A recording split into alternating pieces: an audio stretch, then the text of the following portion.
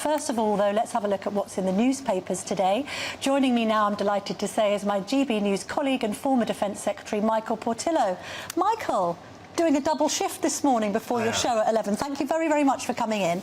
Let's get straight into it, because I spent most of last night looking at Twitter and seeing some of these scenes on the streets of London. There's still this debate raging over whether these pro-Palestinian marches are hate marches, as Suella Braverman has described. We've now discovered, thanks to the Sunday Telegraph, that a Met Police advisor led the "From the River to the Sea" chant. I mean, we're looking at some of these stories. There's a previous one about somebody who's been involved in the protests who's an NHS GP. If you've got a Met Police advisor leading "From the River to the Sea" chant, then you've probably got a problem with the Met Police, haven't you? Do you remember, we were all a bit surprised recently when the Met Police suddenly said that there were many meanings to the word "jihad"? Yes. And we thought, how on earth does the Met Police have this kind of knowledge, this kind of intellectual expertise? It now seems possibly that it has been advised by people that possibly the Met Police didn't know were also participating in marches, and not just participating, but participating very vocally and using this phrase, which is extremely offensive to Jewish people because they interpret it as meaning we're going to clear that area of Jews. Yes. I think it's also significant to have a look at this debate that seems to be going on between particularly the Met Police, and we had Samart Rowley in the week saying that he didn't have enough powers to crack down on some of this extremist hate that we've witnessed in recent days. You've then got the government saying, no, you do have the powers, you're just not using them adequately, although there must be an admission that perhaps they could beef them up, because we understand from The Observer that Michael Gove is looking at trying to extend the hate crime laws to include anyone seen as undermining the UK. Now, do you think that there should be limits on peaceful protests, Michael, and what limits should be placed? I think the story, by the way, refers to Michael Gove wanting to draft something like undermining UK democracy, yes, which I think is slightly different from undermining the UK. Yeah. And I think that is indeed a very arguable point. I mean, if people are trying to undermine what the state is all about, I mean, democracy is kind of the basic value of the United Kingdom, then there may be an argument for saying that that should be a definition of extremism. I think it's quite interesting the way that the story in The Observer appears to come about, which is by a civil service leak. Yeah. Clearly there is a debate going on. Civil servants are being asked by ministers to produce various drafts that can be debated. And I think rather preemptively, some civil servants are obviously against this move, have leaked it, trying to kill it. Let us just say that because we are a democracy, you know, any such definition would go through the House of Commons and would then go through the House of Lords and would be exhaustively debated. I mean, yes, this is not something which the government is going to produce as a decree or a fiat. No, no, no. This will have to be debated extensively. So I have some sympathy with the government on wanting to be precise about this. And by the way, it also says, and this is important, that there would be guidance about how that would be applied. Yes. Because the word of the law is one thing, but how you apply it is another. On this question of the powers, as I understand it, the Metropolitan Police does have the power to not give authority for a march to take place. I am rather gloomy about next weekend. Yeah. Many British people would be deeply offended if there were a violent protest, and these have the potential to be violent, over the Armistice weekend. And we certainly can't have a situation where His Majesty the King turns up on Sunday at a cenotaph that has been daubed with graffiti or anything like that.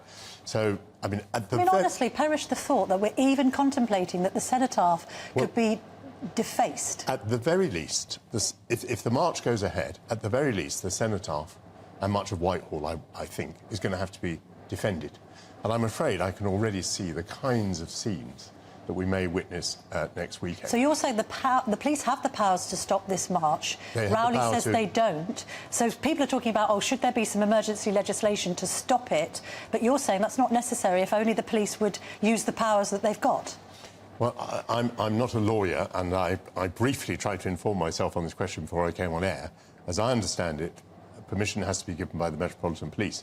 But that's only the first stage of the thing, because even if permission is not given, it doesn't mean that thousands of people won't turn up. Won't descend anyway. Yeah. What it would mean is that the reaction of the police to those people turning up would be different if the march had not been authorised.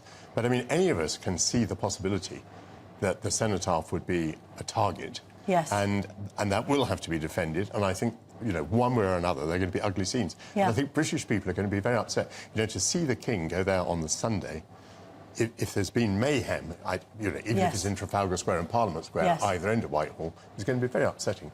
Let's move on to how Kier Starmer defends himself from some of his own MPs who are now calling for a vote on a ceasefire. I mean, this is extraordinary because Kier Starmer isn't even in power and yet can't seem to sort of enforce collective responsibility, even though he's talking about matters for which he has no responsibility at all. Yeah, I mean, in a way, it's very typical of the Labour Party. Actually, maybe it's typical of political parties to get themselves in such a twist over something that they cannot possibly influence. However, they are in such a twist. I have rather taken, maybe because I like taking contrary views, I've rather taken the opposite view on Kier Starmer and said to myself and to others, this looks like a real example of leadership, actually. Because at any moment he might have buckled. Any moment he might have said, I'm going to call for a ceasefire. I mean, calling for a ceasefire, unless you understand what it really means, doesn't sound like such a bad thing. It just sounds like you want to save human life. Well, lots of people are calling for it because it makes them feel better on Twitter, seemingly. I'm afraid I entirely agree with you. But anyway, Kier hasn't done that. He has taken... He's been brave. I think he's been very brave. And by the way, now I think he absolutely has to stick to it. Yeah, he has to hold the line. A huge amount is now at stake for him. Talking about things being at stake, in the Sunday Times there's a very stark warning from two people who know their onions when it comes to the economy. What are they saying? Who's saying what, Michael? Oh, let me just think. This is is it Johnny Diamond? Larry Fink from the BlackRock investment group. And Diamond. From the JP Morgan. Jamie Diamond. I've got his name last. Jamie Diamond. Now, listen, I think this is a bit of an exaggeration. They're saying that things are the worst they've been since 1938. What they're referring to is the fear factor. Well, all right, yes, we are afraid.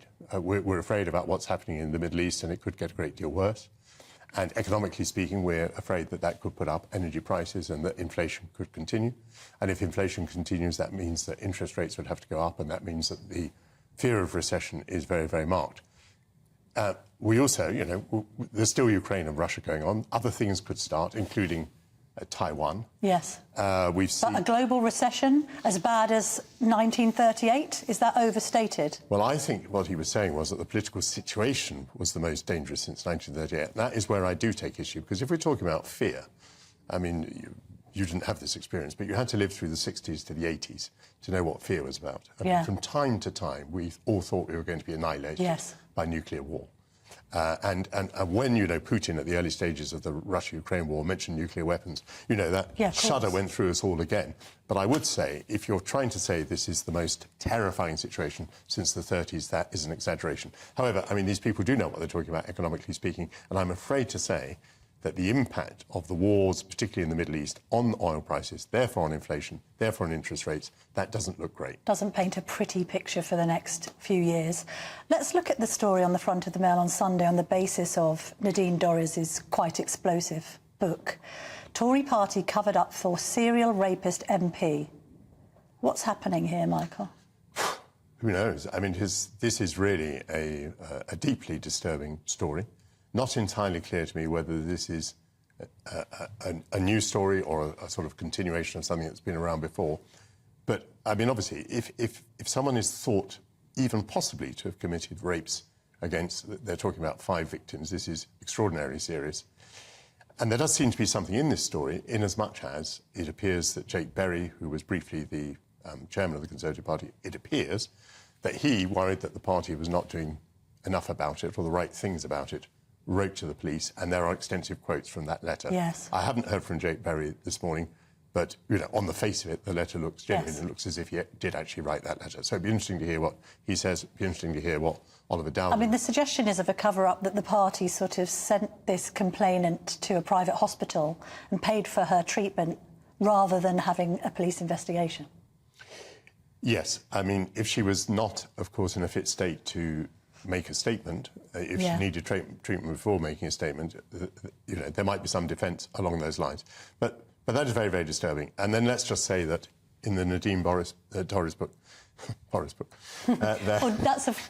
an interesting slip, because it kind of is Boris's book in disguise. Isn't it? It's the subplot. In the book, there are lurid other allegations. I don't know whether to repeat them, really. Well, anyway, Sunday morning, but there were sexual allegations of sexual nature. One concerns a billiard table, one concerns a videotape. Yeah. These are the sorts of things that, you know, people used to talk about in Parliament, lurid stories that you could never quite put your finger on. And so I'm not quite sure whether this is kind of the rumour mill. But it looks sleazy. And therefore it looks a little bit like a return to the 80s and 90s of Tory sleaze, which is slightly disturbing, isn't it?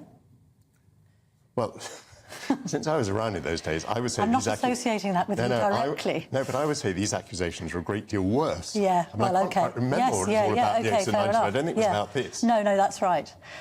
Look, I'm going to be speaking to Oliver Dowden about this a bit later because he was Tory party chairman before Jake Berry, so we'll try and find out whether he has any knowledge of this report. Let's just move on to another quite controversial Tory in Suella Braverman. Homeless tents, she says, are a lifestyle choice for many, according to the front of the Sunday Telegraph. Is homelessness a lifestyle choice, Michael, do you think?